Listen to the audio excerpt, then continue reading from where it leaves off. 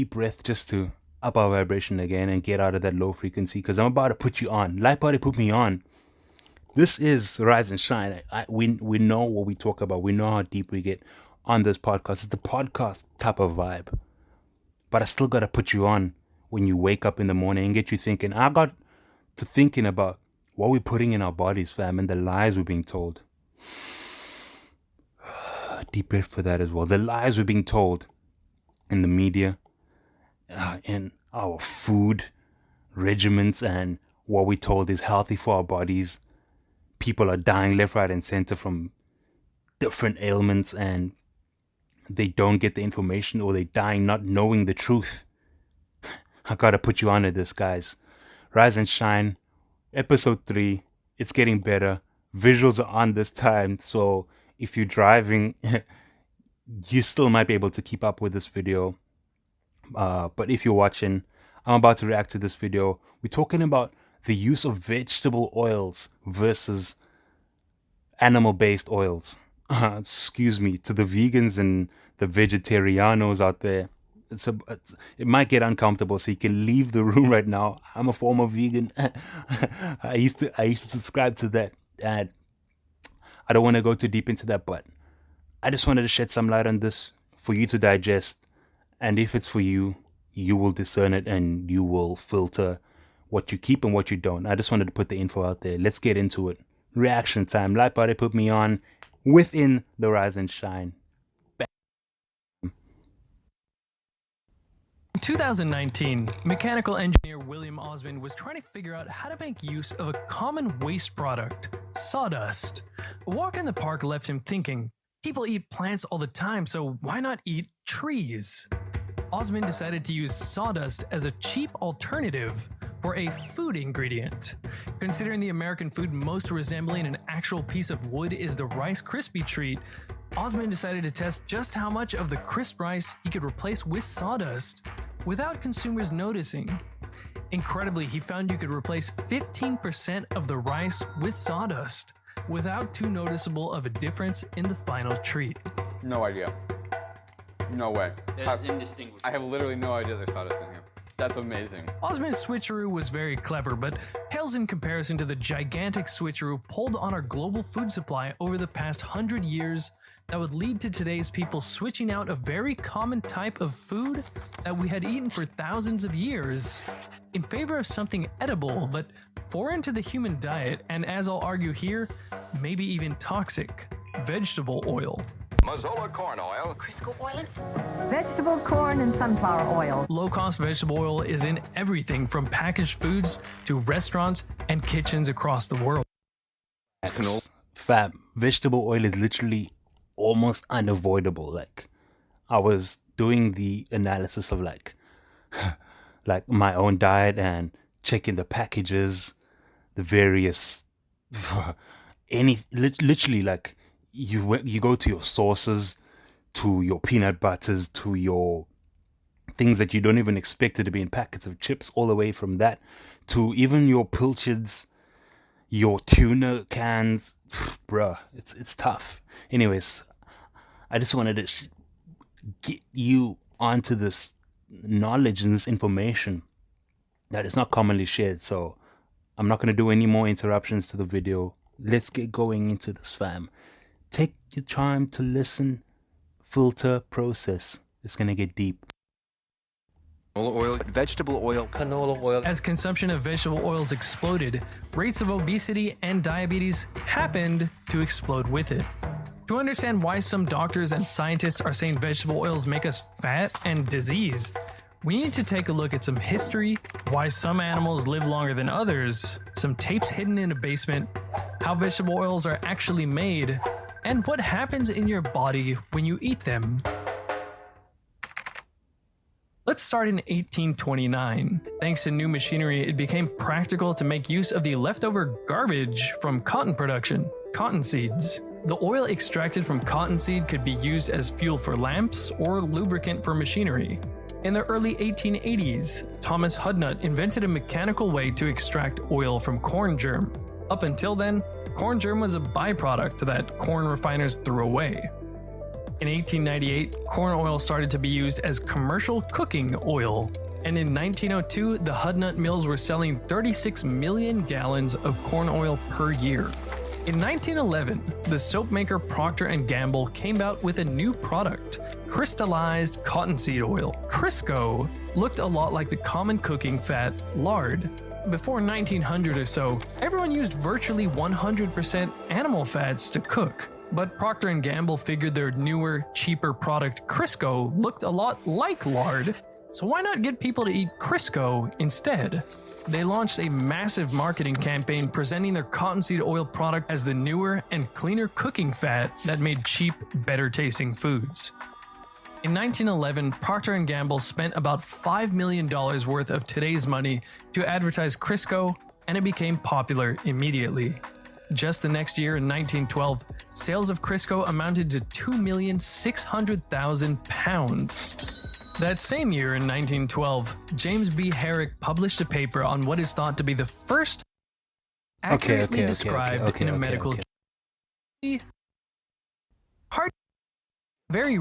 Okay, so he was about to get into deep information there, but I wanted to just get further, so I'm not going to play the entire video. I'm going to have to fast forward to a couple of spots that I feel are essential. But those lard, butter, and those other animal fats are so hard to find. What's this ghee as well? Whew.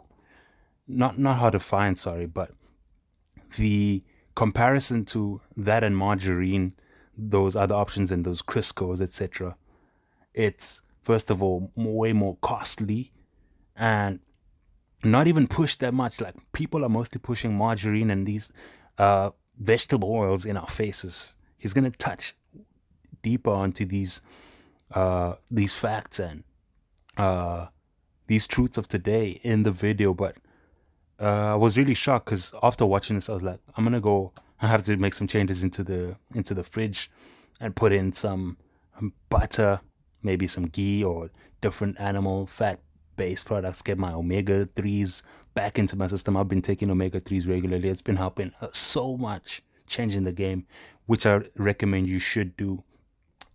By the way, I'm not a health professional or health expert in any way. I gotta say that for YouTube purposes, but I would definitely urge any family member to put yourself onto those things and change your consumption of the type of fats, the which fats you're putting in terms of like majority. Anyways, let me not get too deep into that. Let's get the video. Let's get the content going. Rare condition before the Let the 1900s experts or do so. the talking. Crisco continued to ramp up their Okay, he advertising talks about his Crisco. for quite a while. In 1945, soybean oil reached 1.3 billion pounds there produced, goes the soybean. overtaking cottonseed oil as the leading edible oil in the I literally despise anything with soy in it, soybean oil. I literally get like weird goosebumps. That shit is dangerous. It's for the birds, toxic. Whew. Anyways, but it's so hard to avoid. That's another thing, dude. Fam.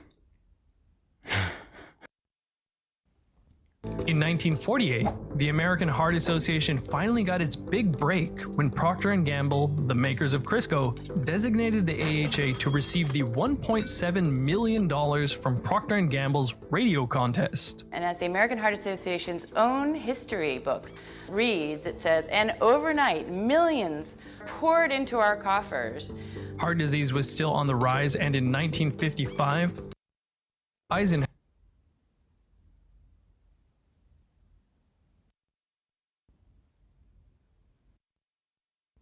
had a heart attack, and the public was painfully aware of just how big a deal heart disease was. Then, just 6 years later in 1961, the American Heart Association had the answer to heart disease. The AHA recommended everyone to replace saturated fats like those found in animal fat with the polyunsaturated fats like those found in vegetable oils to prevent heart attack and stroke. It's 94% unsaturated. No oil is lower. By the way, saturated fat consumption didn't really correlate with rates of heart disease before or after 1961 when the AHA made their recommendation. Key information. There goes the key right there. Anyways, there's a deeper agenda, clearly. This will probably put you in the state of mind to do further research. I hope it does. I hope it sparks that flame within you to take it that further. The ball is in your court right now, fam. I'm just giving the information. I'm just sharing. I'm putting you on LITEBODY's way. And remember, we ate close to 0 grams of polyunsaturated fat-rich vegetable oils before 1900, when heart disease was rare. Okay, so we went from 0 in 1865 to 80 grams a day. Now let me just say, this is an infinite increase in vegetable oil consumption. That makes this the single greatest change to nutrition in all of history. I don't think anything else can even begin to compare. A third of our diet is coming out of factories that make these oils. Bruh. Just like all these odd corn oil ads wanted us to do, we added huge amounts of polyunsaturated fat to our diet. And today, edible oil is now a $100 billion industry. So, is this massive increase in polyunsaturated fat-rich vegetable oil actually bad or just benign? You can find various anecdotes here and there of people clearing up ailments as bad as arthritis or irritable bowel syndrome and losing plenty of weight by removing vegetable oils from their diet. Molecular biologist Brad Marshall even came up with a croissant diet where he'd totally removed vegetable oils from his diet and lost plenty of stubborn weight while eating croissants. Even Dr. Kate Shanahan, nutritionist for the LA Lakers, I love removed croissants, vegetable by the way. oils I from might just their be put diet onto plan. that one. But these are just anecdotes, so let's move on. Did you hear that about As the mentioned, NBA? just Brad Marshall even came up with a croissant diet where he'd totally removed vegetable oils from his diet and lost plenty of stubborn weight while eating croissants. Even Dr. Kate Shanahan, nutritionist for the LA Lakers, removed vegetable oils from their diet plan.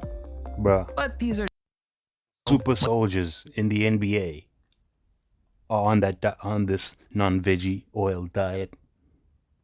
That doesn't say anything. Those homies are fly. Those people are the fittest people in the world, most likely. But I ain't gotta do that. Like I said, I ain't no professional. I'm just putting you on. I'm just putting it out there, planting seeds, some animal oil-based seeds. Tweaking, fam. Let's move on. As mentioned, vegetable oil consumption happens to correlate with diabetes and obesity. But again, we can't get too excited. This is just a correlation. It's a correlation nonetheless. Sorry for saying correlation like in American. But it's a correlation nonetheless, family. Next, it's well known that the size of an animal relates to how long it will live. The larger an animal, the longer it lives. But there are plenty of outliers. For example, humans can live over 100 years, but based on the size of humans, we should expect a 70-kilogram human to live only 26 years. Also, the 35-gram naked mole rat lives about 5 times longer than we should expect from its size. Then, researchers found another way to predict lifespan that accounts for some of these outliers like humans and the naked mole rat. They found that if the cells of the animals are made up more of the fats that are hard to oxidize or break down, they live longer. If the fats in their cells are easy to oxidize, they don't live as long.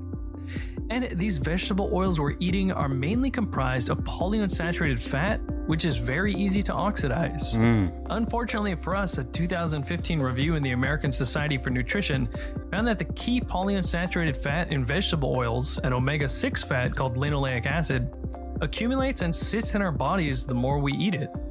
The percentage of this linoleic acid in people's fat cells has nearly doubled from a bit under 10% in 1960 to around 20% in 2005. But remember, we were already eating plenty of vegetable oil by 1955. The next thing I'm going to show you, I searched for 3 years. Do you know what I wanted to know? What was the omega-6 fat in anybody's adipose who was on an ancestral diet? As Dr. Chris discovered these Pacific Islanders who were eating a diet unadulterated by vegetable oils, the concentration of polyunsaturated linoleic acid in their bodies was only 3.8%, 5 times less than what people are getting today. 3.8% people. This is where we should be. And this is what keeps you healthy. So, animal You heard it from the docs themselves. Fam, if you want to watch the entire video, I'll leave the link below.